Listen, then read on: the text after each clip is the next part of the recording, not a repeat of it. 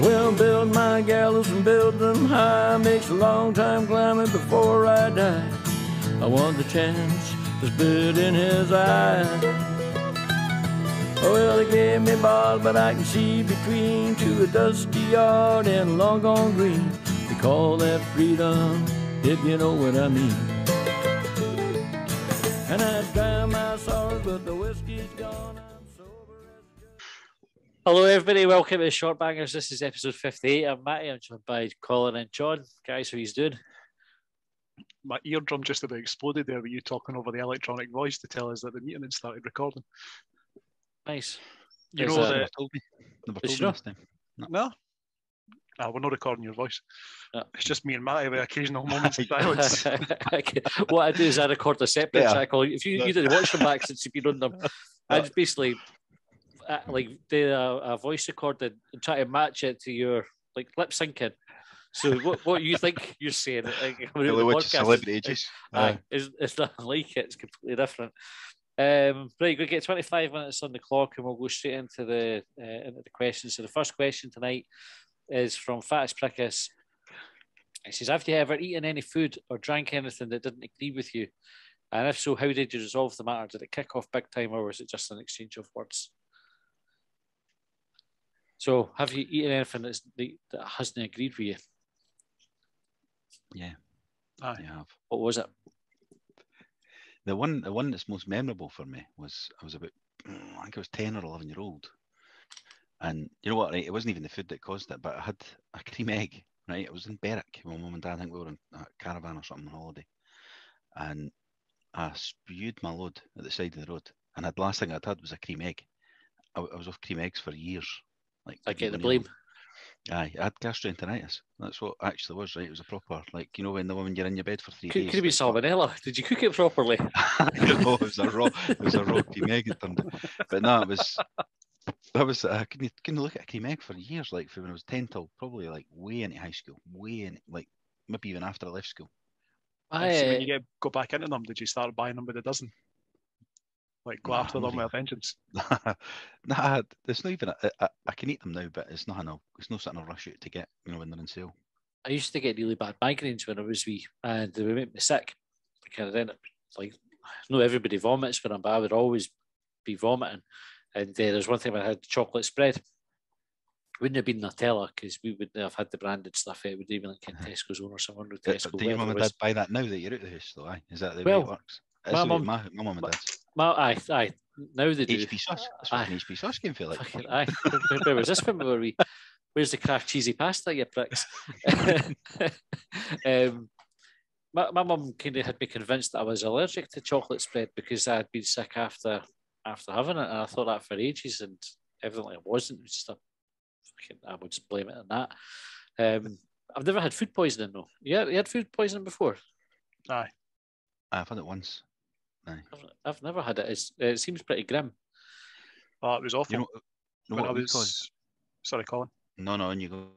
I was going to say I was at high school. It was a home economics class, and we were making homemade burgers. So got the mince and added all the bits and pieces on from scratch. So cooked mine. Everything was, well, I assumed mine was hunky dory, but I also ate someone else's that was offered to me.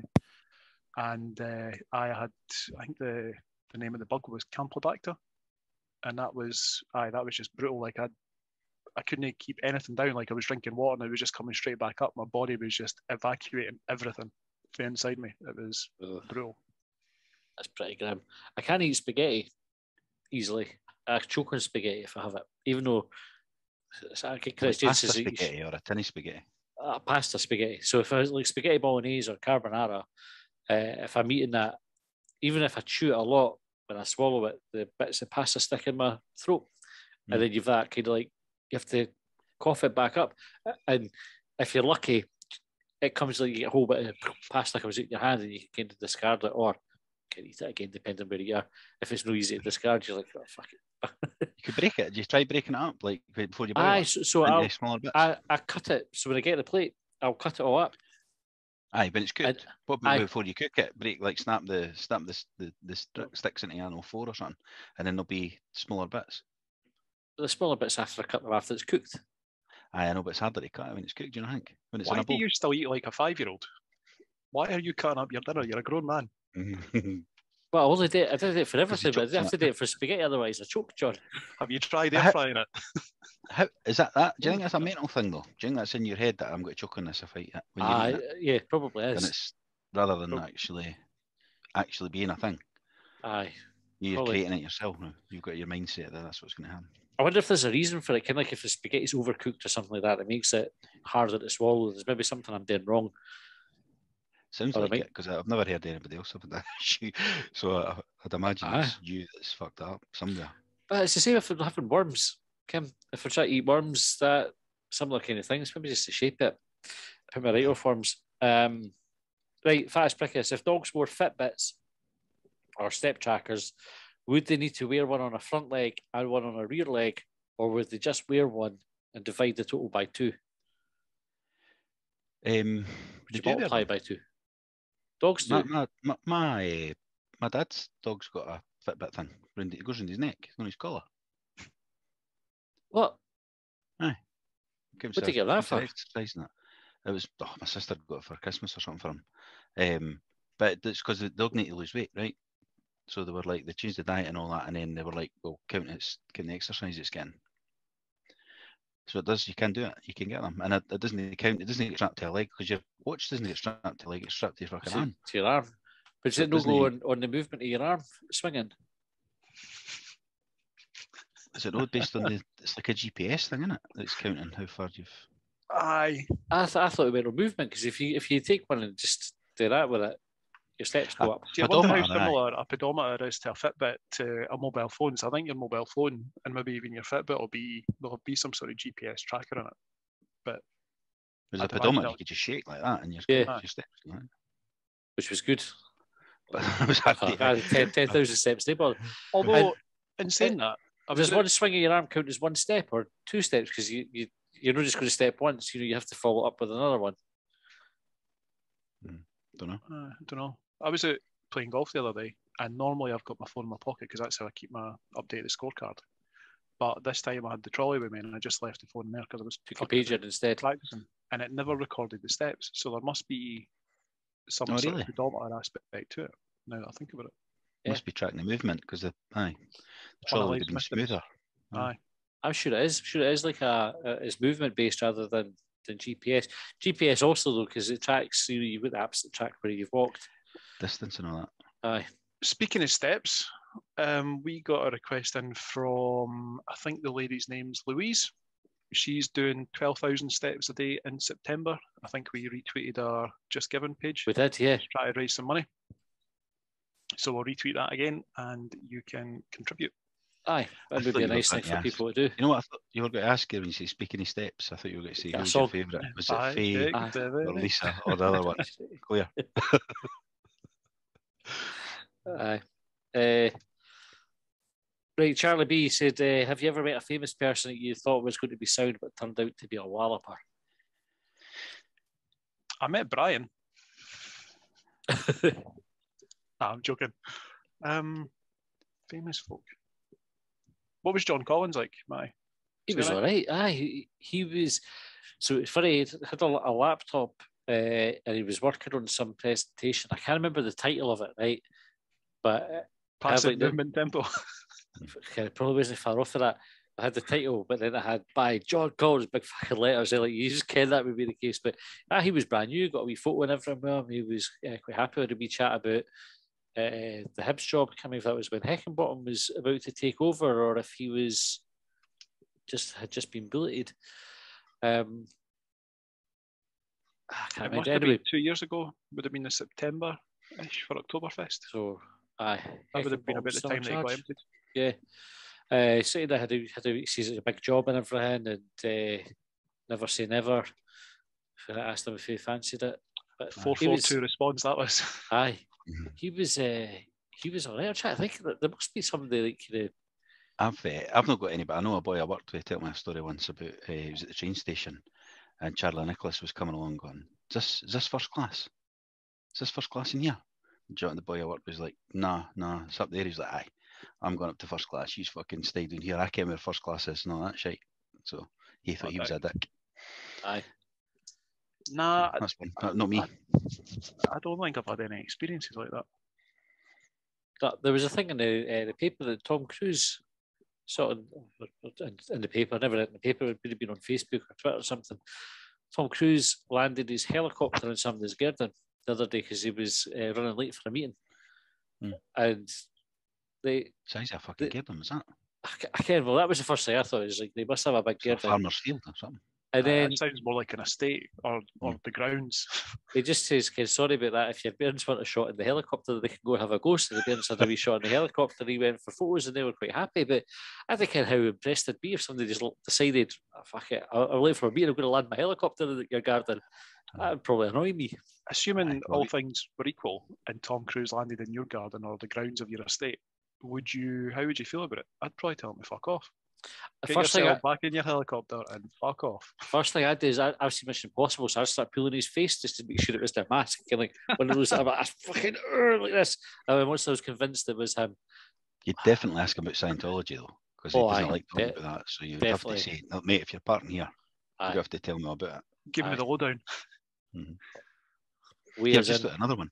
There was another boy at work. It's another one from the boy at work. It was at this kind of Squinty Bridge in Glasgow, kind of the Hydro, kind of the one that takes you over at the BBC building and that. There was a traffic jam, or there was a crash there or something, and the boy for work was walking over, and there was a bit of he thought it was, he seen Ford Kiernan, you know, of the Still Game, and he thought it was like he thought we were filming something because of the way that he'd been and bumped into another car, and she was having a look over, like, and Ford Kiernan turned around, what are you looking at, you nosy bastard? But I gave him a big mood. But what was that? So you were filming something? I was just watching the fucking, because of the way it was all the dramatics of the hand movements and that. So there's two for you. Well, a few folk answered that one. So Andrew McBee said Gavin Hastings, complete and utter walloper. 150 Kieran Hanlon Hill said beat me to it, an absolute throbber. Weezes, who's doing the steps, said Neil Lennon, mind you, wasn't that much of a surprise. He was a prize bellend. Dennis Burrell said Alan Shearer right up himself. GOHFC, Craig Levine just confirmed what I always knew. And I think these guys are approaching these people thinking you're a dick. You're a dick, mate. And then they go, fuck off back. And they go, see, I fucking knew he was a dick. I knew it. Basher says, no Gallagher, a sore-faced bastard. I just watched the Roy Keane thing today. I've just put it in you again, but the Roy Keane thing with Gary Neville. You seen that yet? I only watched the first 2 minutes because you sent it to me, so I thought I'd watch it later. It's 50 odd minutes long, but they were talking about how he hates folk coming up asking for photos. He's like, fuck. He says, the fucking want a photo for? Like, fuck. So if somebody comes and asks him a photo, he's like, nah. You'll speak to them if they want to speak, but I'm not fucking taking photos. Like, does he see the point? and they're like, oh, they said, if somebody says, oh, you're rude, he's like, I'm a fucking rude, you don't want to come up with a camera in my face. Fair dues. Fair dues. There's a former Hibs player got asked onto somebody's podcast that I can, and I can't remember if we talked about this on here, but they wanted 150 quid to go in. I think I can you mean. Aye. They wanted 150 quid to come on. No, us. We never. No. We never asked. Podcast. We never asked. But aye. 150 quid. 150 quid. I know you're all right. Right. Hibs Alan said, have you ever spent time trapped in a parka as a youngster because your hood got stuck in the zip? I think everybody did. Like that's kind of how they were designed to trap you. Sort of the snorkel parkas. Was there ever one of those 1970s, 1980s government information safety films about getting stuck in a parka? Oh, I hope so. There was a big thing in Top Flight Time Machine call, wasn't there? They're talking about the old safety films. But actually, if you see some of them, they're scary as ever. It's like, I think why they stopped doing them. They should still make them like that because folk are too sensitive now. That's probably what it is. Kids. Aye, but they should. Aye, scaring them into not doing something, Aye. Didn't he climb up that electric pylon, mate? You might get electrocuted. Aye. Like that lady, it's just fell off it. That was an advert, eh? Aye. It was, Oh, should have got blown off it as well. It wasn't even just like a kind of. Yeah. I was just touching it, went like was that. It like a proper explosion that blew him off? Aye. That's bringing back memories. Not of me being blown off a pylon, but I do remember something like that. you mind the Charlie Says, the boy with his kind of quite large cat? So, and so Charlie Says, didn't take up the offer if somebody asks you to get in their car and touch Was a it a big wee sort sausage. of animated thing, like a wee cartoon? Aye. Yeah. Charlie, to be fair, the cat was cleverer than the wee laddie. So I always thought, like, cats didn't live as long as people. So at some point, that wee laddie was going to have to hopefully learn the lessons that the cat was teaching him. If not, he was fucked. Aye, the cat's doing fine, but the wee laddie's in Joseph Fritzl's basement. Charlie. Ladij says Twix or Mr. Chalk caramel and biscuit. I've never heard of the other one. Mr. Chalk is a Lidl staple. So you know how Aldi got in, I think there was a bit of, I don't know whatever happened with the legal battle between them and Marks and Spencer over Colin the Caterpillar. So Mr. Chalk is, you know, you get like the wee individual Kinder bars.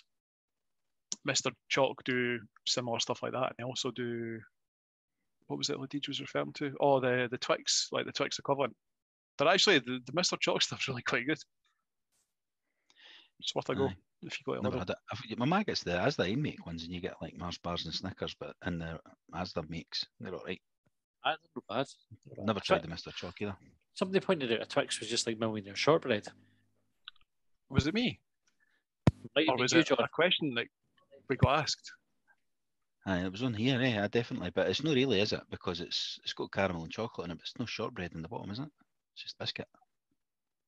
Shortbread and biscuit, is it not? Oh no, is it? But shortbread's a specific type of biscuit. Because if I bring that millionaire thing back to the house and it's got the digestive base, wife turns her nose right up at that because it's the digestive base. It's got to be the shortbread base, or it doesn't count as Is it Morrison's do like the sort of like the £1 box? It's got all the wee individual squares, and they use the digestive base. It always turns out burnt. Thornton's do them like that as well. You get the Thornton's pack sometimes on offer. It's got 9 wee square, 12 wee squares in it, and it's digestive base. Because I've thought, oh, we'll get them. They're on offer. She'll like that. She's like, fucking digestive. I think they're still quite nice, though, eh? Aye, they are, but she's saying it's going to be shortbread. Is that wholemeal or sweet meal? Get it too far.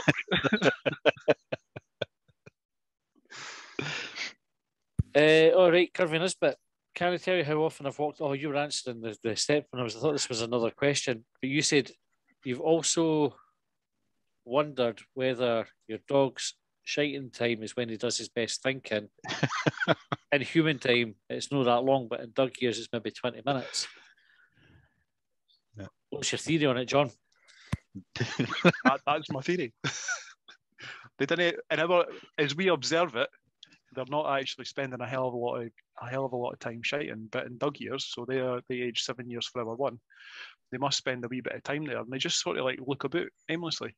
And it's like when we sit on the pan and we're having a shite, we look about aimlessly, or we look at our phone and they've not got phones. I was going to say they've not got a phone. So they must do what we did 20, 30 years ago before there were phones, and just read shampoo bottles. He might be coming up with a podcast idea. I'll never know. I like the idea that it's them plotting.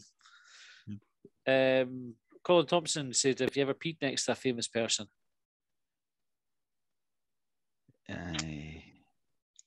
Derek Riordan, fairly famous, in a Christmas night out once up in town. I'd peed next to Gary O'Connor in the famous 5, behind the goals. Even he wasn't in the cubicle. Well, he was maybe in the cubicle before, but it was. I can't remember if he was in between contracts with us or had just signed. I can remember just signed. He was quite full of it. I must mix in totally different circles for you, because I can't think of ever having met someone famous, and I've definitely never taken a piss next to someone famous. I was just thinking as well there that it's not having a piss, but I did stand next to Alan O'Brien in the Chippy when he was here. Because just when we talked to Alan O'Brien earlier, he ordered a king rib supper. And I was like, he stood there for fucking ages trying to pick. And that kid, you're sitting going, hurry up there. This is ironic. You didn't often hear somebody ordering a king rib, eh? I couldn't have them in Chippies, but you didn't often hear it being something that's anybody buys. There are a few things there, like in the Chippy that nobody buys, like a red pudding. I think I've ever had a red pudding. Here. Do you know? They're a 5 thing, aren't they? It's a 5 thing, so I've not had a red pudding supper. Jane, sometimes gets a steak pie supper. Is like, I didn't think you Aye, get a Mike steak pie gets for that the as well. chippy. A homemade one she would get, Aye, though, which homemade isn't been one, in yeah. the fryer. Aye, they just put it in the oven. Aye. But you've said before, Matty, that you've had a chicken out the chippy, haven't you? Like the crispy skin on it. Aye. I've never had that either. Oh, You said chicken it was suppers, good, bro. wasn't it? Aye, Aye. like the salt and sauces. The chicken itself can be a wee bit dry if it's been out too long, but actually the skin's the best bit. The skin that's been fried in you get the chippy sauce and the salt, that's fine. If they could just separate that and do that as a supper, I'd be quite chuffed. There's a chippy next to Living North Station, I think it's called Lacapana, and they do a spicy jumbo haggis, and it's fucking unbelievable. Aye, that's all right. I've had that a couple of times actually. I quite like that. A spicy haggis. I quite, do you know, it's one of the things that I really enjoy about it is the texture. It's kind of like firm crunch, and then it just sort of like, I wouldn't say it melts because that probably put folk off, but it just sort of Crumbles. Aye, it's good. I love it. This is fucking too late to be talking about. Last week it's kebab pies. This week it's fucking haggis suppers. And by the way, the kebab pies are fair to coffee. Carried if we were talking about it before we started recording. So Alan's Bakery in Wrestlerig, did a and is he just doing them how we discussed, or is he doing what John was obviously talking about, needing something else in there? He's put a bit of onion in it, a bit of chopped onion. And I like a bit of onion in a kebab. Fattest Parkas had described it as perfection. So I can't take the credit for it. I've just been punting other people's ideas. Raimondo Brun, who sometimes messages in, he called it the Galatassa pie, which I thought was fucking brilliant. Galatassa pie. The Daily Donner, the Galatassa pie. Well, I've got 4 on order for Saturday morning. I got before the game. No, for me, I put that in order as well. They're not for me, so I'll definitely have at least one. And Josh will be with me. I thought he'll have one. I'll bring one back for Jane, and then there'll be an extra one that I might have. So I might have 2 of them. He's got to give me it when he catches me after the game. That extra one. Could do. Aye, could do that. Save you for yourself, mate. Aye. Save you for yourself. That's I'll just make your order 6 and I'll give you the. It's heartburn waiting to happen, isn't it? Hibs Island says football's back. Is it time for suggestions for a Hibs Spotify playlist? And at the end, a Twitter poll will get the best 15 to 20. Fuck it has to be 15 songs for a bangers playlist that everyone should be listening to the games on a Saturday. So, I think folks should tweet us with songs that they would put on a Hibs playlist. My suggestion was obviously Lightning in the Dark for the connection to the podcast. A song each for you two. What would you put on a Hibs playlist? Teenage Kicks. Has to be. Because you like kicking teenagers. Yep. What would you call? You're giving us some thought. You can see the pen's going to the mouth.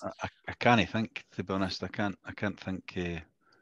It's got to be Hibs related, or is it just a song? Like just a song. Really better if it's got a Hibs connection to it. Aye. It makes more sense.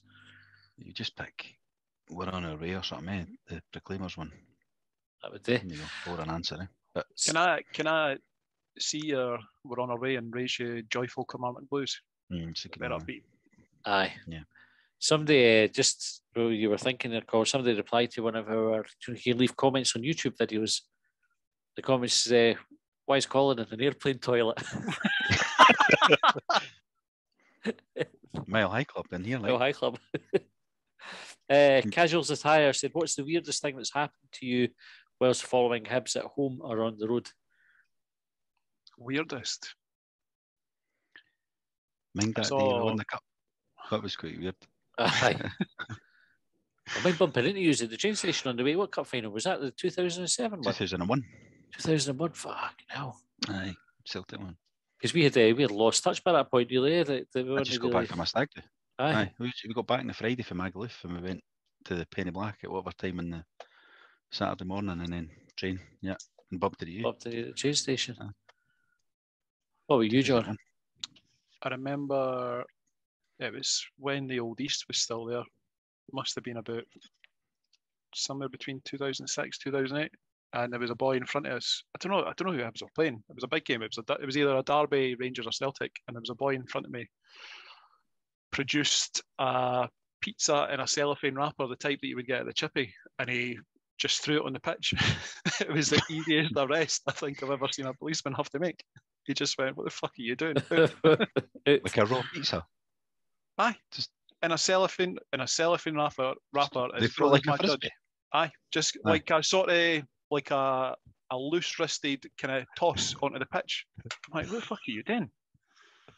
I don't know whether he sort of bottled it halfway through his throw, but it just sort of fell limply onto the ground. But the other thing I suppose that was weird, which was similar, was when we were in Sweden, Hibs against Elfsborg, and there was a boy that took about 20 minutes to strip down and go for a streak. But when he dreeped over the edge of the stand into the pitch, this big Terminator-looking security guard steward was just waiting there to catch him pretty much as he came in, because he'd been watching him the entire time, knew what he was up to. Boy was absolutely steaming. Quality. I can't get like proper weird things that have happened in the football. There's been funny things, but nothing that peculiar. Away from the football, the weirdest thing that's happened on a trip. But did you do the history trip, Colin? Bode? No. So it's France and Belgium, and we were in Ypres in Belgium, and they had was the last stand or whatever, like the kind of the ceremony for remembering the war dead. And after that, we got to kind of kick about it's time up for the episode. We got to kick about the streets of Belgium for Ypres for a wee bit, and there was a group of young lads who came out of the house and threw a big whole fish at us. Like, welcome to Belgium, you bastard. What does that mean? Does it mean something? Is it some kind of term of disrespect or not? I think it can. Well, I don't think it wasn't a nice gesture. I think they were meaning it to be friendly, but sort of all the things you were going to hurl at somebody, because it wouldn't be cheap, I wouldn't have imagined, because it was a big kind of scales on everything, kind of full fish that they just launched. And there was a boy, I can't remember who it was, there was a boy picked it up and just charged him with it. Like this, kind of waved it above his head. Just ran back at them, mate. I just ran back at them. Just that's funny. Kept potty your ass. Then chuck fish at us. Mental. Right, that's all we've got time for this episode. We'll be back with episode 3. So we've got some questions left. So tune in on Saturday and you'll hear us go through them then. Catch you later. Well, they trailed me down when I broke free. I drank all the whiskey in Tennessee. I don't drink water, no.